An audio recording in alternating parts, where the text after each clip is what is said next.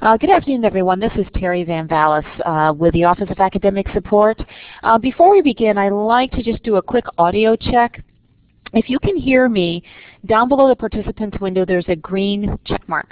If you could just select the green check mark to indicate that you can hear me, then I know the audio is working perfectly. Wonderful. Okay, and we got Bridget. Wonderful. And then J1, I think, just joined us. If you can hear, if you could select the green check mark, then I know the audio is working for you as well. Okay. I'll just keep talking, and hopefully Jay will be able to hear as we move along. So today, this is going to be about an hour-long session. I'm hoping that I can get done within 30 minutes or so that we can answer some of your questions. Let me also just say that I don't have all the answers for time management in this presentation today. There's definitely a lot more strategies and approaches to time management, but these are the things that I think that will help, and so I hope you enjoy it. We're anticipating like 25 people here today, so we have kind of a small group. So feel free to just type in your questions in the chat area if something is not clear or if you have a specific question about a slide, and I will answer your question. If I think it's getting a little out of hand, I might ask you to raise your hand, so that'll alert me that there are questions that you all have. Okay, so let's begin. You want to just... Thanks. Okay, so what I want to talk about today is, what is the definition of time management? Meaning, I want to know what you think, the definition of time management. That will give me a starting place. And we're going to do a short exercise. I don't want to spend a lot of time on the exercise, but there's a reason for the exercise. And just kind of touch on some of the traps and the myths about time management. And then, of course, I'm going to give you the definition of what time management is and the understanding of time management, and hopefully the exercise highlights this for you. Talk about where does your time go, and then, of course, provide you some strategies how you can be efficient and effective in your academic career here. Okay, so first, let's just talk a little bit about, what do you, or at least how do you define time? And what does time management mean to you? So just type freely into the chat area so I have an idea.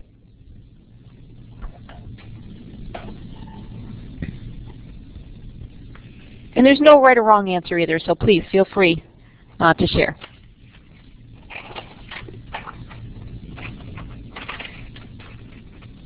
Yep, the opportunity to accomplish what I want. Good.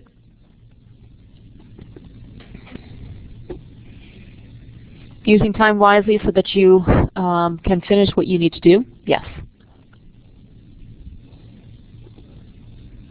Best use of my time?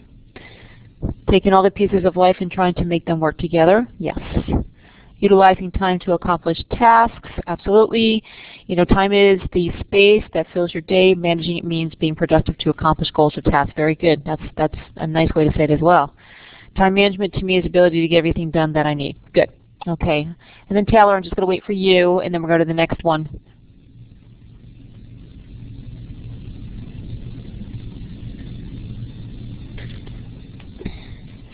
The reason why I asked that question, by the way, is that really understanding what time means and means to you, okay, is a big deal. Because time does slip away, and next thing you know it, you don't have any time to complete what you need to.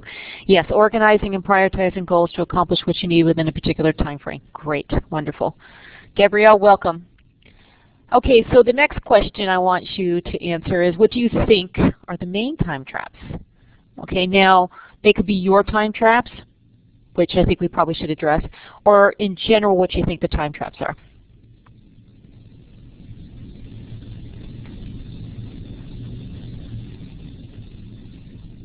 Yep, doing for others, distractions. Thinking I can fit more into a day than I really can. Yes. I understand that one very well, Marianne. I make these lists and thinking I can accomplish it in one day, and it never happens. Optimistic. Unimportant, urgent activities that have the disguise of being important. Yes. Good point. Procrastination. Yes. We all do that. Underestimating how long it will take me to do a task. Yep. Distractions, absolutely. Family, more fun, enjoyable things. Biting off more than you can chew, absolutely. Underestimating what can be done in a day. Internet tangents, yes. Family responsibilities, yes. Kitten videos, yes. Facebook, small errands that require a lot of driving around and taking on too much, yes. All of those things, excellent. Okay, so we're going to do an exercise now, and really it's just for you to reflect and think, okay? And so we're not going to spend, like I said, a lot of time, but I think it's kind of important just to think about it. So we're going to go to the next slide, because we're going to do you know where your time is spent? So, ooh, I forgot to do the polls. So hold on one second, okay? If you go up to Tools and Polling, and then just go to A, B, C, D, and E. Yep. So you're going to see now the check mark and the X change to letters. So poll 1, okay, you really just have 3 choices, unless of course you don't want to select any, but A, B, or C. Do you include travel on your daily schedule? Okay, your calendar, PDA, day planner, whatever. Just select what applies best to you.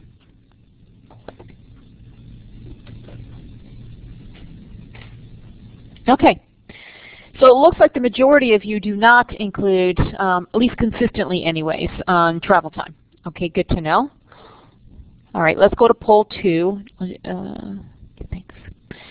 I'm sorry, I'm saying thank you. Anita Lindemann, who also works in the Office of Academic Support and Student Services, is assisting today. Poll 2, how much leisure time do you have in a typical day? Marianne says hi. She says hi.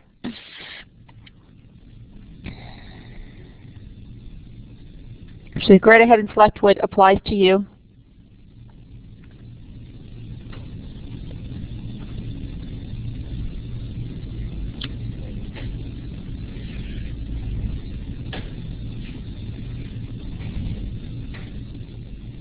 Okay. So interesting. Okay, so the majority, okay, say 1.5 to 2 hours, with a couple that say 0 to ½ hour. Oh, no leisure time. And then we could get into really the whole conversation of what leisure time is, but we're not going to get into that today. Okay, good. All right, the next slide. All right, so we're going to clear that. Poll 3, how much sleep do you get on average?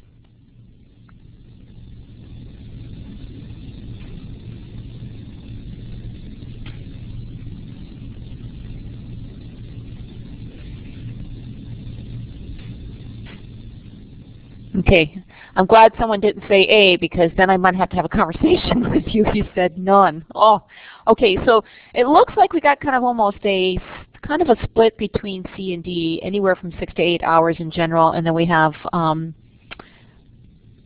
yeah, pretty much a split. I don't know why I thought I saw an E. Basically got a 50 split here. Oh, wait a minute. Jeez, Terry. C, B, C, and D. Yeah. So that's good. Okay. And so we've got at least up to 6 hours. Okay. Probably thinking, why is that important? But it is. All right. In poll 4, how much television do you watch in a typical day?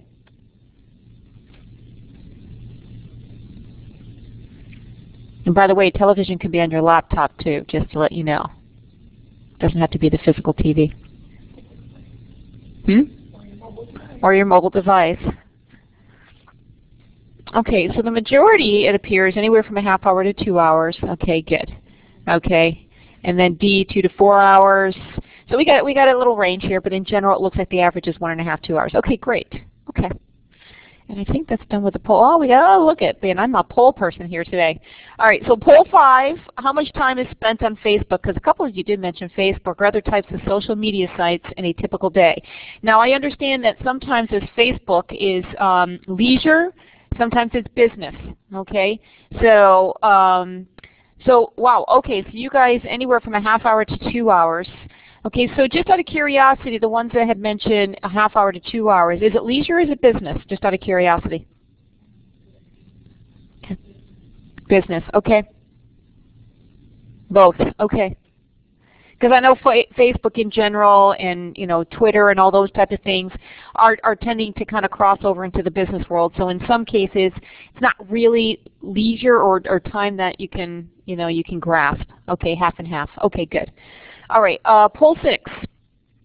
How much time is spent on using your smartphone texting in a typical day? And I know this also kind of crosses over a little bit into the business sense, but in general, you know, how much time do you find yourself spending?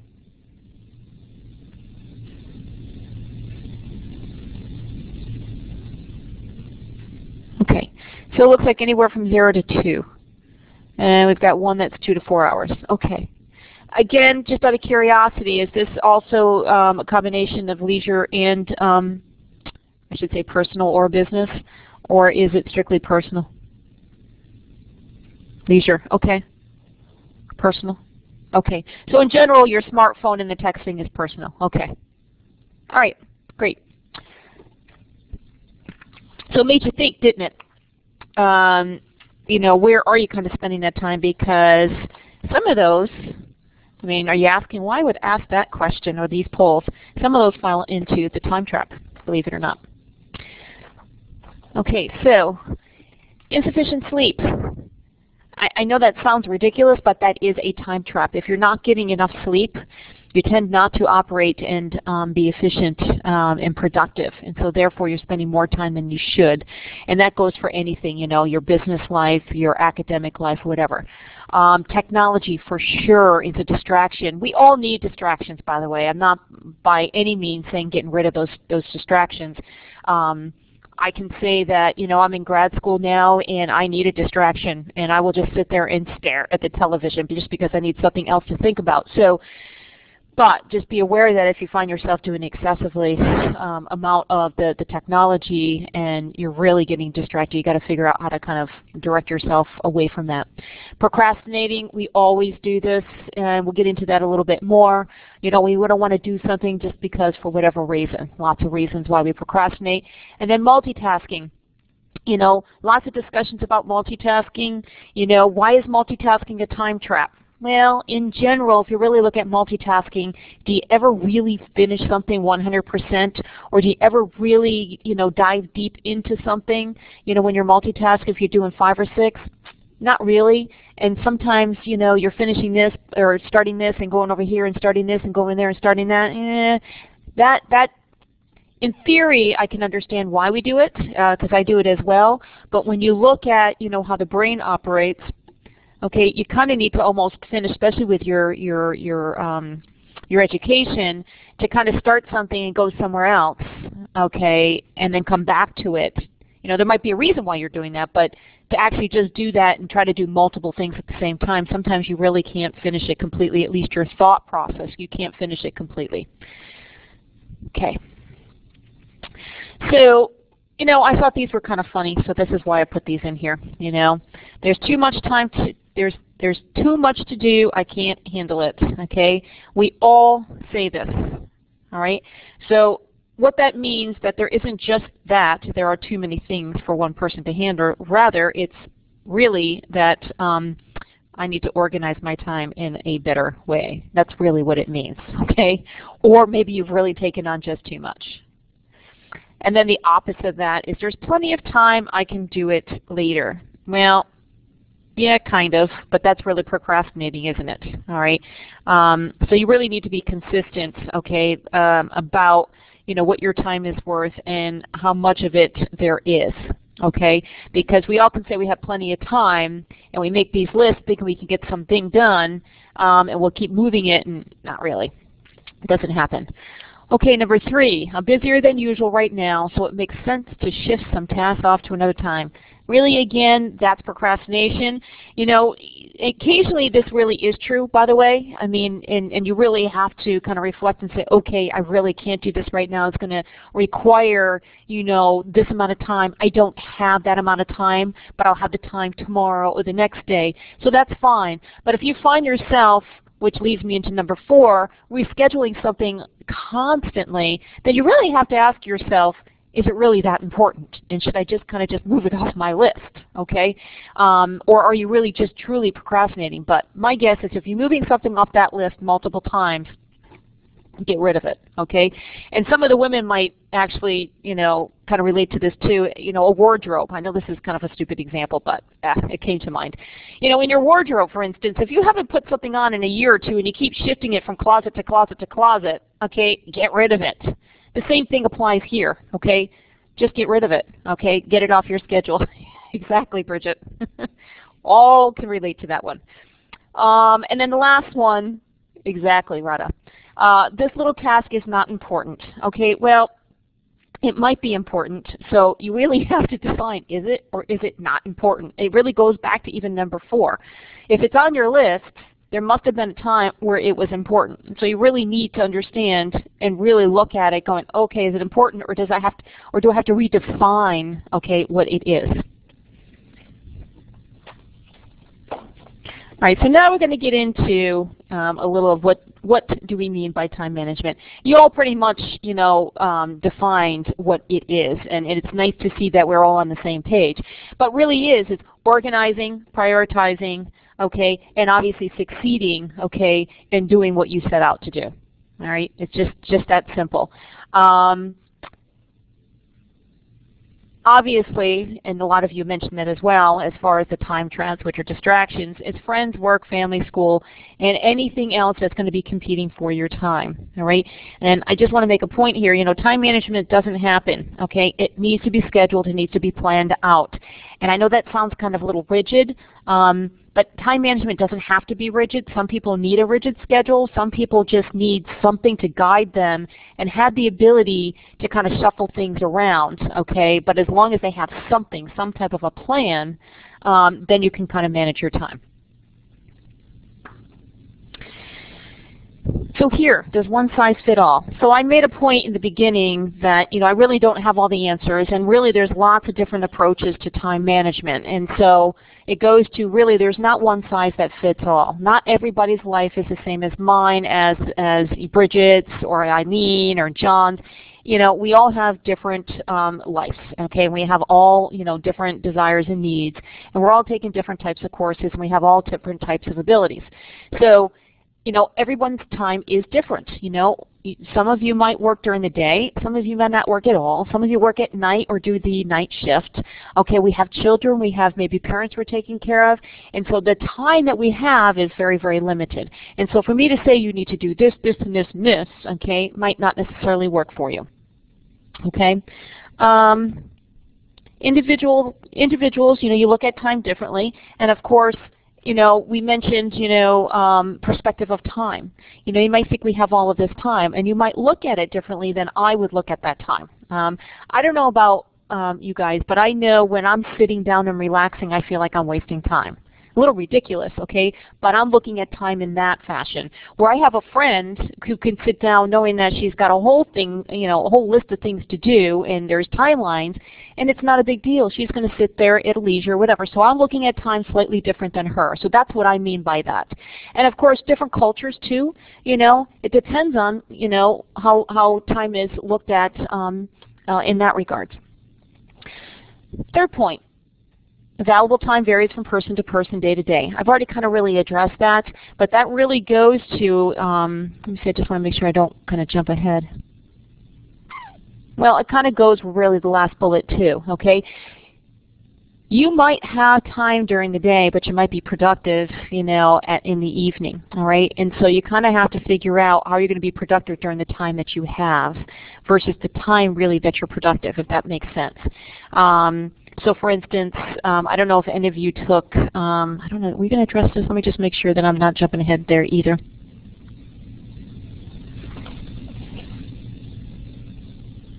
Yeah, I'm jumping a little ahead, so I'll just kind of skip that because we will address that. It basically comes to learning style and your study skills. But let me just look at something. I'm sorry. All right. So I guess my point here is that, again, if you have time during the day, you're going to have to make the most of that versus if you're productive at certain times of the day. All right, so just be aware of that. And again, it comes down to really understanding, you know, when and where you are the best, okay, in studying, reading, writing your assignments, and so on and so forth. Next, please. Okay, so as we all know, time management is the most difficult areas to control, especially as adults. Okay, as children, we're somewhat already scheduled to a certain degree. We don't have a lot of responsibilities other than doing school, playing, and other sorts of things. And so there's a couple assessment tools, and actually, can't even read that. I'm going to write this in. Can you go to the globe for me, and then type in, please, www.lib.umd.edu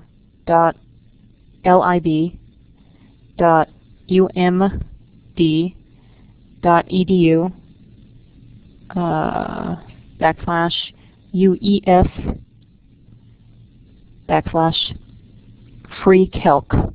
What? Free? Calc, C-A-L-C, /. Don't go there yet, though. Just move that over, and I'm just going to address a couple things here. Thanks. I'm going to bring a site up in a minute, okay? But like, there's many different tools and assessments that can help you if you really want to analyze your time. And I should warn you, especially the variety of assessment tools, if you want to count the hours in your day, the hours in your week, and then rate your procrastination, okay, it takes an awful lot of time. I did this when I was a manager, and I addressed this as a business focus to see where the time was being lost, okay, in this particular center. But again, it takes an awful lot of time and energy, so you can do that. The other way you can do that is, of course, there's a variety of tools that can help you manage your weekly calendar, monthly. You can do to-do list or an assignment calculator, which I'm going to bring up now.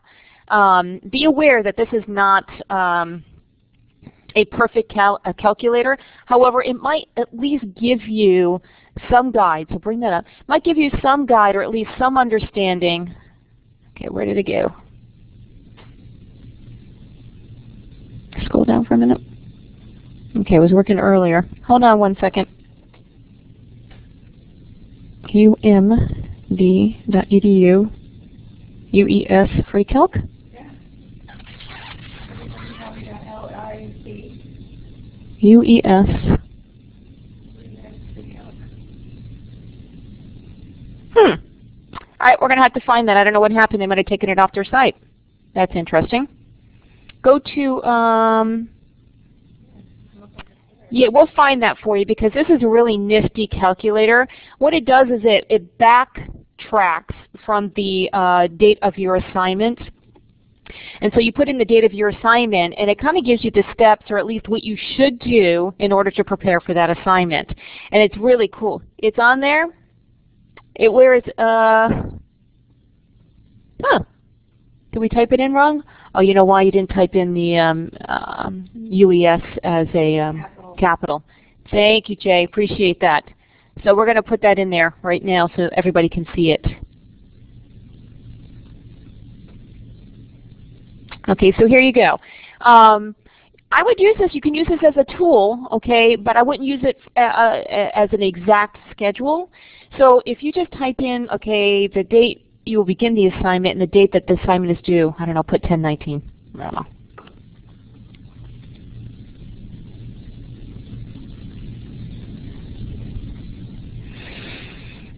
Okay, and if you scroll down, okay, it will tell you, okay, well, step one, understand your assignment. I mean, that seems logical, right? Understand your assignment. Okay, well, that's repetitive, but anyways, you know, what citation. So really is diving into the course, looking at the schedule, when it is due, you know, what do I need to provide, so on and so forth. And then step two is start the writing process. And of course, you know, obviously there's a process for writing, choosing the topic, so on and so forth. So this helps, by the way, if you're unclear how to approach an assignment, okay? So I would use this. But again, it's not an exact science, all right? Thank you, Jay.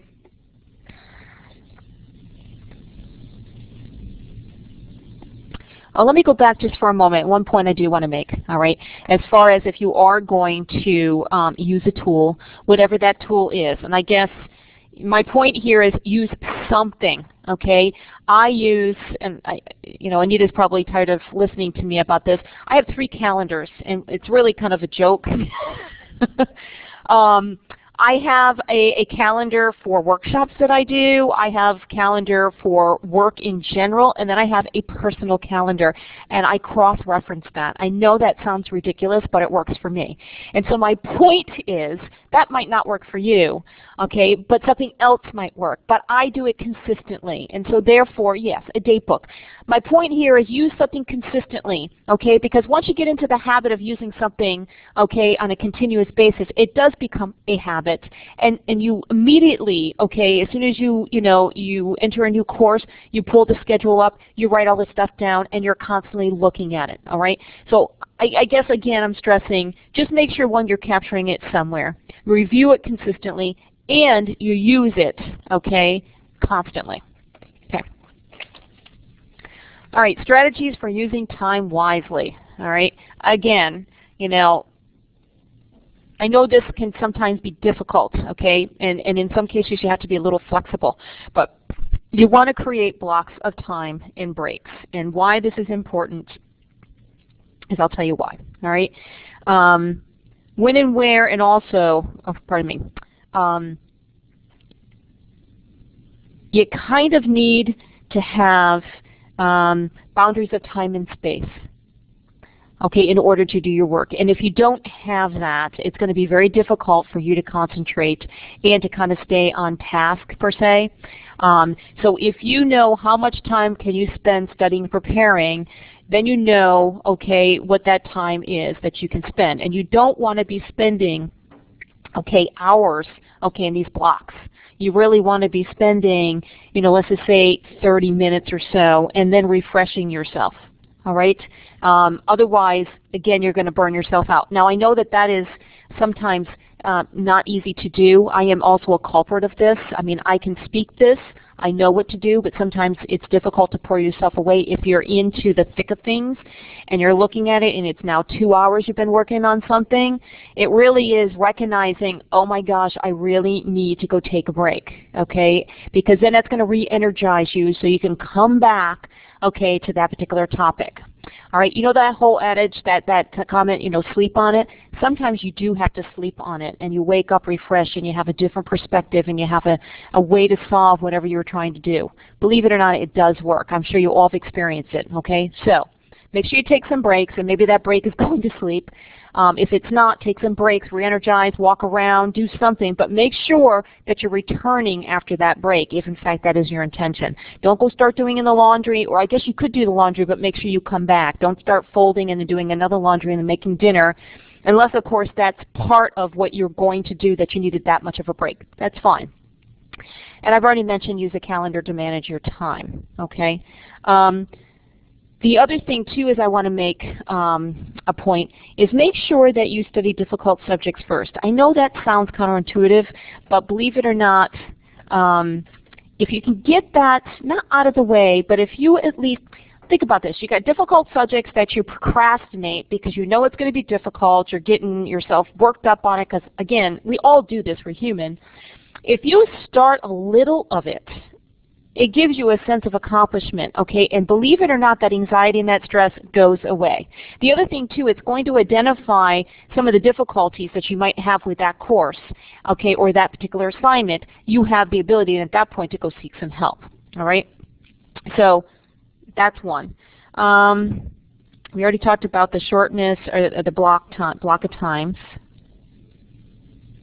Okay, the next one, and the reason why I asked you about the sleep, well, sleep is very, very important, If you're not getting enough sleep, it really is going to impact your ability to think. It's just, that's a fact.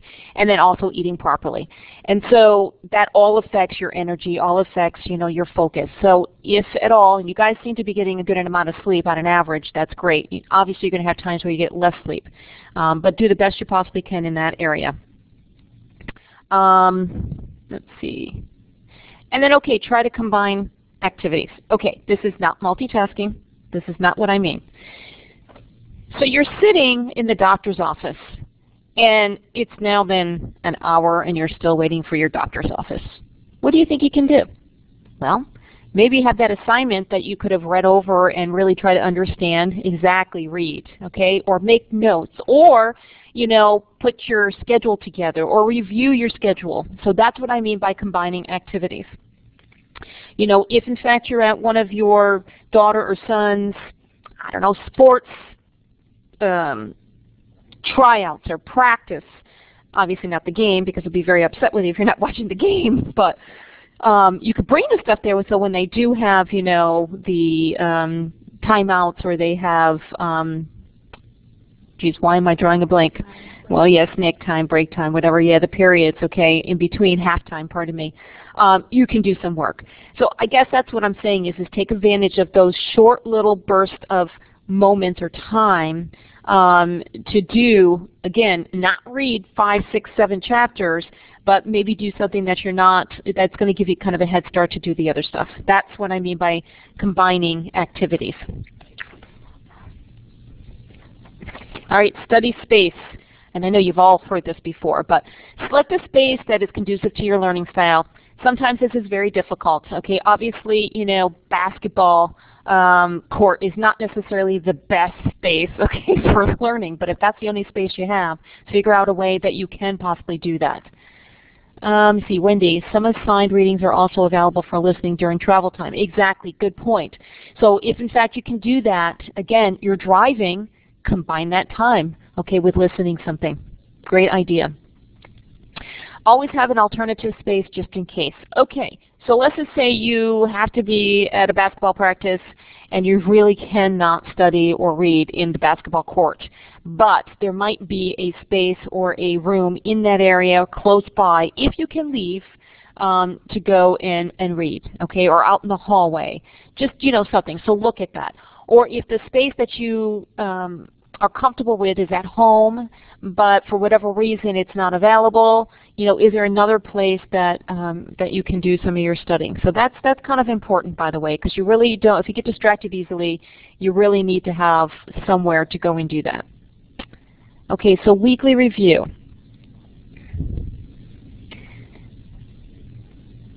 Obviously this takes time, but it also saves you time, because what it does is it prepares you, and it allows you to effectively use your time and identify things that you might not otherwise seen before, okay, that requires little time.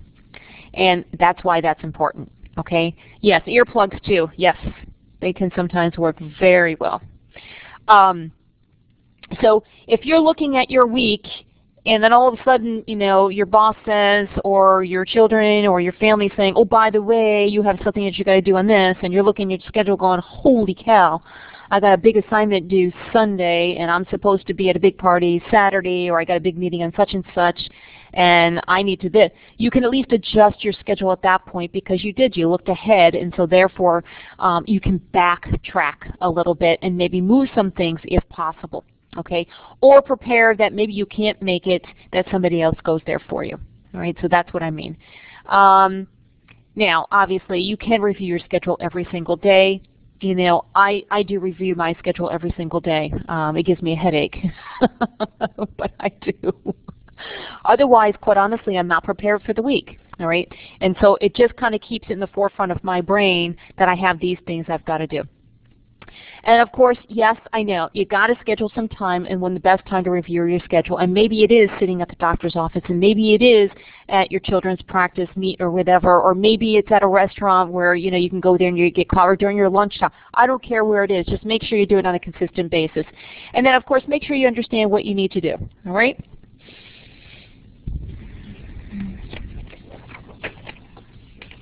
Okay, prioritizing. Love this word. Okay, so always begin with a subject assignment that causes you the most problems, all right? We talked about that, right? Again, you need to prioritize that. I know that sounds ridiculous, and I know it's like, oh, okay, I don't like statistics, but I got to start this first. I'd rather just go right directly to my history class. It's so much easier. Try to avoid doing that, seriously, because we talked about looking ahead. If you get into the subject, you might already, right there, it will highlight, okay, some of the struggles. But again, if you complete a little of it, it is going to reduce your anxiety. Definitely make a list and prioritize if you can, all right? It does help. and it kind of keeps everything in check for you.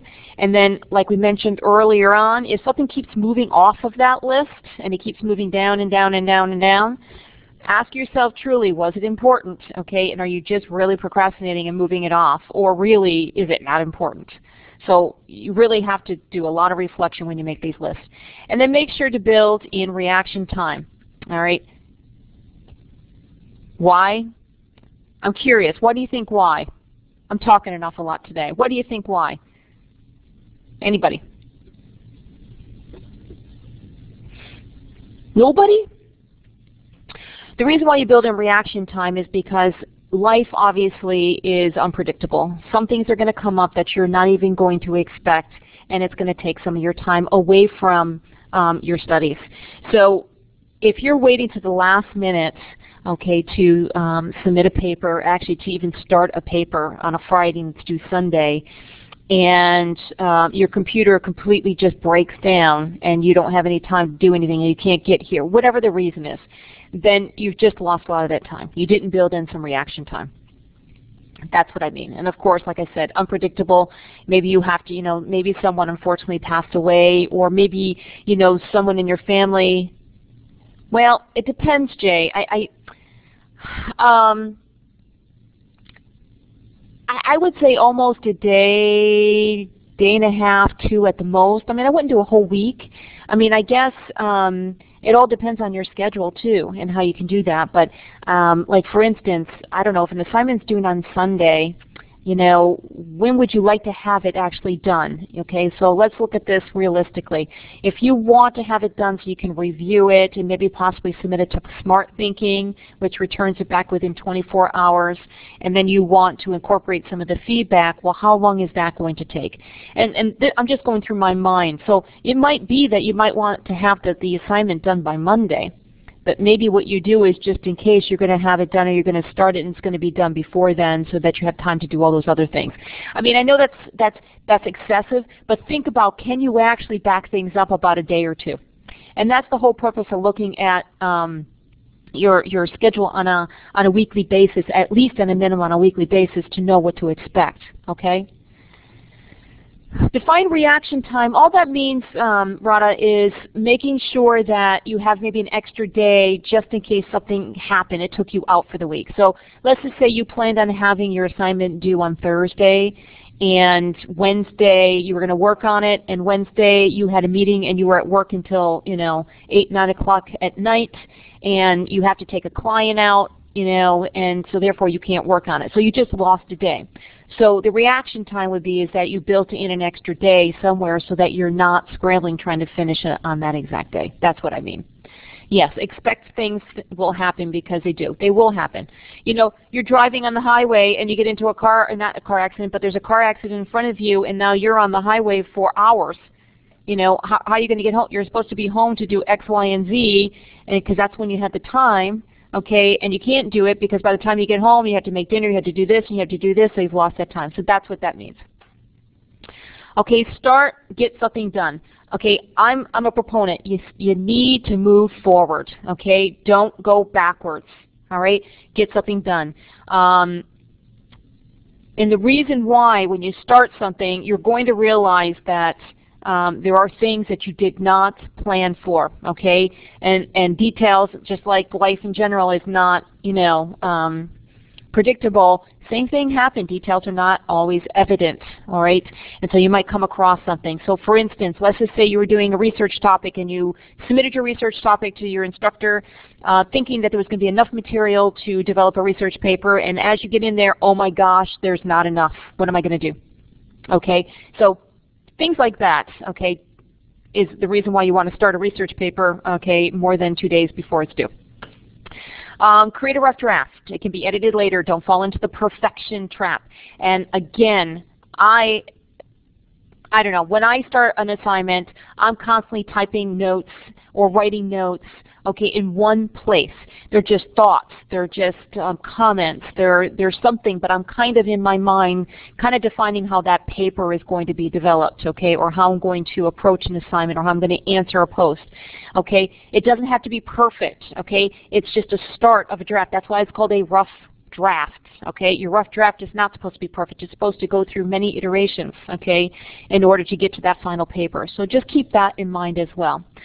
And then the next point is don't postpone unnecessary activities until your work is finished. All right? And what does that mean? Well, what that means is laundry and cleaning up dishes. Does it really have to be done like right after dinner? Well, maybe for some people it does. But if you can postpone it and go do some of your work and then come downstairs afterwards or to the kitchen or whatever and do those before you go to bed, you know, try to do that so you don't get yourself trapped. By the way, that's a time trap, and it's also procrastination, knowing I have to go do work, I'm going to do the dishes first. Okay, so, you know, so just think about those things. And then resources. Make sure you have identified resource. And the reason why you want to identify resources early on is because it prepares you.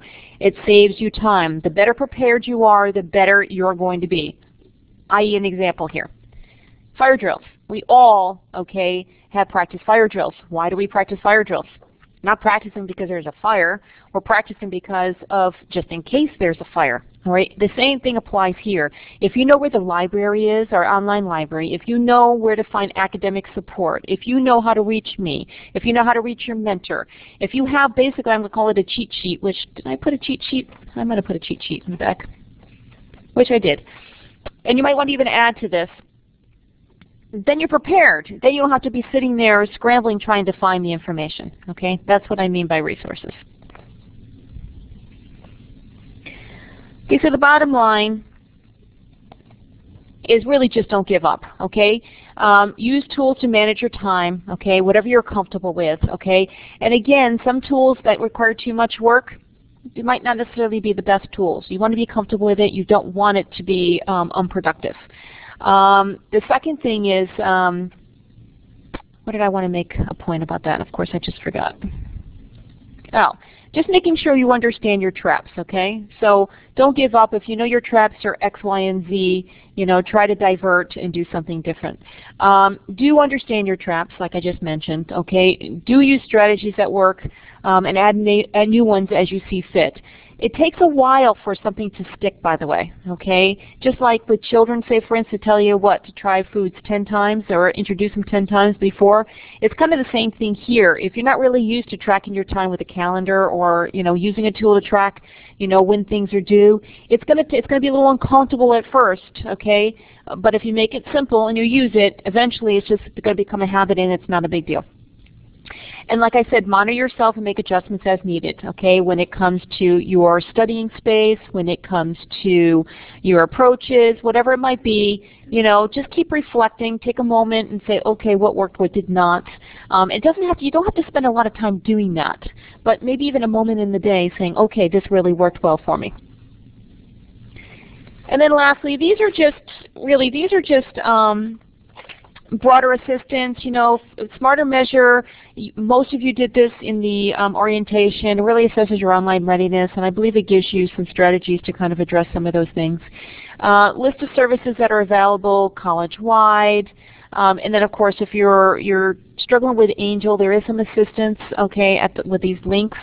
And then of course there's other things like assessing your reading, writing, and math skills. If you're really not quite sure that what math class to take, and you need it for your general eds or your gen eds,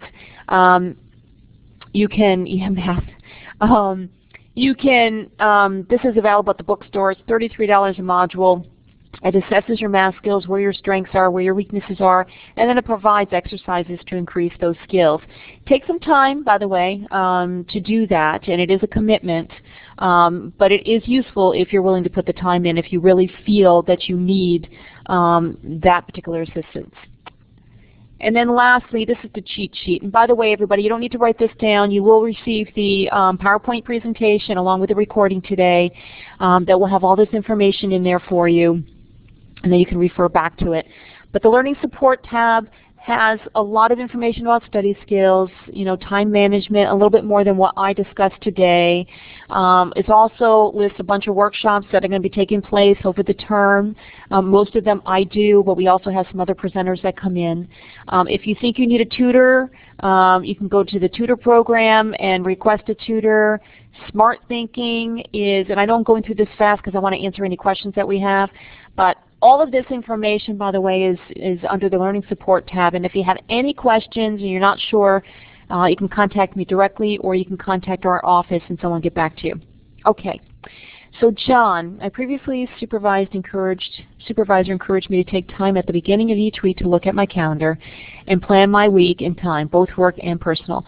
I use it to this day and often revisit during the week, as it has been very helpful. It took some time to get used to, but has been very good. Exactly. All right. So it does. It prepares you. So that works for you, and kudos to your supervisor to encourage you to do that, because it does make a big difference.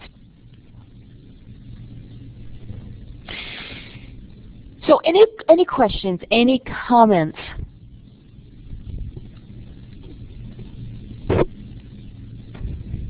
Yeah, procrastination, Marianne. For a lot of us it is, and I think you have to look at why. What are you doing to procrastinate, and why are you procrastinating? And I know there's lots of reasons why people procrastinate, but maybe reflecting there, and maybe even recognizing when you're doing that to shift away from that. All right, so recognizing it that you are, and shifting and doing something slightly different. And that's going to take practice too, by the way. But obviously recognizing it is huge. Okay, so are there any recommendations on the optimal amount of time to study before taking a break? Sometimes I think I try to study for too long and lose focus. Well, we can get into the whole how much can your brain absorb? And really your brain can't absorb an awful lot, and especially if what you're reading is very complex. You probably have to take breaks more often than not. And so, for instance, and I hate to bring back to statistics, but if you read statistics, after like 10 minutes your eyes start rolling over. It's a lot to follow. So you might want to read stats for 15 minutes, go away from it, come back again, reread it again, go back away from it, come back again. I think it depends on the subject, all right? But if you're becoming, I'll tell you right now, if you're reading and studying for over an hour, that's too much. I would start with 30 minutes, go take a break for 5 or so minutes, 10 minutes, come back. And refresh. If you take too long of a break, you're going to lose focus. Okay, so I'm not suggesting taking a break for a half hour. I'm take a break for 5 to 10 minutes just to get away, walk around, get a drink of water, whatever, go back. Bridget, I sometimes find that the layout of the course schedule is hard to follow. Yep, sometimes confusing. I think I am going to create a wall calendar with due dates and assignments. Maybe a new layout could be provided for professors. Yeah, unfortunately, I think this is going to change, by the way. All right, Angel eventually is going away. We are going to have a different learning system coming up that is going to house the courses, and I think the schedules will look a little bit different. But personally, yes, I would just, and a lot of professors, by the way, even though you use the same format, I think what they put in there can be confusing. And so the best thing, and this is what I always suggest to every student, is just print it out and put it in your own format so you can read it. And I love the idea of creating a wall calendar, because then that's visual and you see it. Okay? Yep, and color-coded by courses, Anita was saying. So whatever works for you, do it. So hopefully, like I said, the layout will be new when we go to Moodle. Moodle is going to be the new learning management system that we're going to. So all great ideas, guys. Wonderful. Any other comments or questions? You're welcome, Bridget.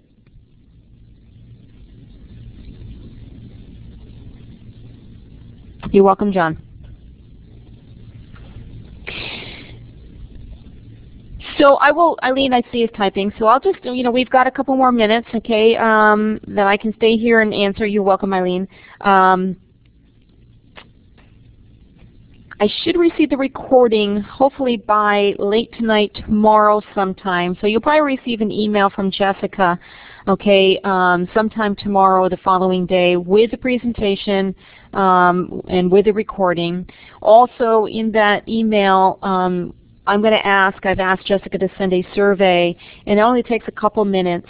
I just really would like some feedback on the presentation today, what you would like to see as far as webinars. You know, just give me your feedback there, and we'll do the best we can to maybe provide other webinars that focus on, for instance, I know we got a couple coming up about upgrading your academic skills.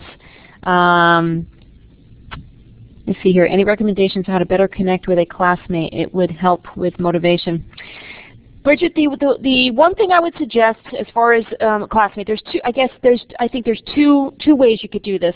One, you can do it through course mail, but you can also do it through private mail within the course, and try to connect that way. Or the other way is if you want to connect just in general of the ESE population, the active ESE population, the student community space, okay, in Angel is there's a discussion, it's really an open discussion area. You can try to connect there. But I would suggest maybe reaching out with the course mail in your course. You can even post something if you liked in the, depends on how the courses are set up. Sometimes there's a general posting area and it's not connected to the assignments. That would be my only suggestion. Otherwise, I don't know how else you would connect, because you're not given, well, you might be given, by the way. If you look in the profile, some students give their personal email address outside the course if they have a profile. And I believe that is in your course, the left-hand side with all the buttons, and I believe there's a profile, and you can select the student and look to see if they have a profile. Okay, so I'm not understanding this. I need more discussion. Oh, okay. So you need more discussion of the material. All right, I understand. I'm just trying to think what other approach you could take if you need more discussion of the material. I mean, you obviously could post more and see if you can generate more discussion of the material in the course. Of course, that's a balancing act because you don't want to overwhelm your classmates in the course. You could ask your instructor if maybe he or she could possibly have a little bit more discussion with you about the material. Okay, that might be another approach. Yes, Rada has also said that she's used the Ask a Question form too within the course. That is a great place that students and teachers respond. Yeah, oh, in the student lounge. Thank you. I forgot about that. Thank you, Wendy. All right, then there you go. So we've given you some new things that you can try out that you weren't aware of. I'm glad. And thank you, Wendy and Rada. And Rada, I hope I'm not pronouncing your name incorrectly. My apologies.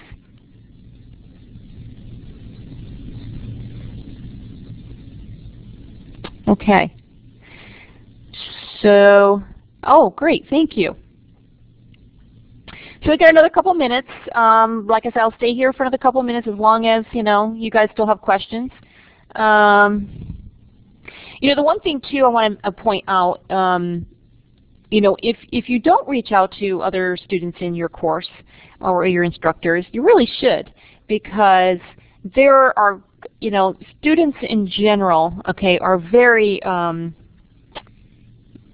would say very helpful, all right, in helping you if this is your first time in an online course, or if you're really struggling with the material. On the other hand, if they're all struggling too, you're probably not going to get very much feedback, okay, because they're just in the same place as you are.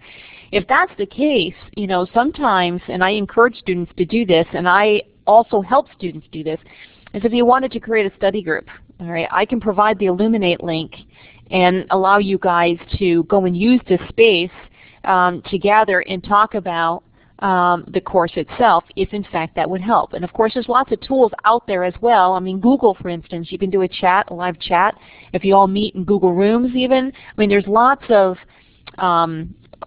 opportunities to do that. So think about that too. If you're struggling, and there might be some other students struggling, but maybe there's a student that's willing to help a little, suggest, could we get together in a study group, you know, every other week, once a week for an hour, you know? And if you need my assistance, I'm willing to help.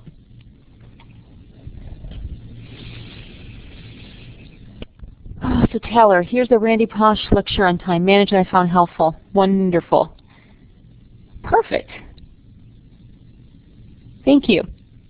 Can you copy that and then put that in the globe and push it out? So what we're going to do is we're going to copy the link that Taylor's provided us, and then we're going to push it back out into the chat area. We're going to pull it up first, and then we're going to push it out, and then you can bookmark it if you like. So with that globe up in the right-hand side. Okay, thanks. Yep. Beautiful. Oh, no. That's all right.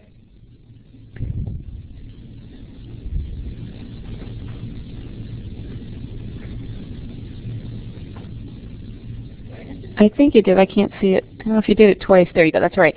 So if you click on the link in the chat area, you bring it up, you can bookmark it. And then you can look at it, you know, at your leisure. Beautiful. Well, I think you guys are going to be perfect at time management, right? You guys had some great ideas. I think you got a good grasp. I just think, again, habit, consistency, reflecting, just being aware of the traps especially, okay, will make a big difference in your ability to get through the courses. Especially if you've got a heavy load, it's really important that you have a schedule and that you look ahead. Okay, you're welcome. All right, then we're going to wrap it up. I appreciate everybody's time today. And like I said, if you have any questions, feel free to give me a call. You'll have all the contact information and all the links, okay, sometime tomorrow or the next day. Have a nice evening, everybody, and good luck.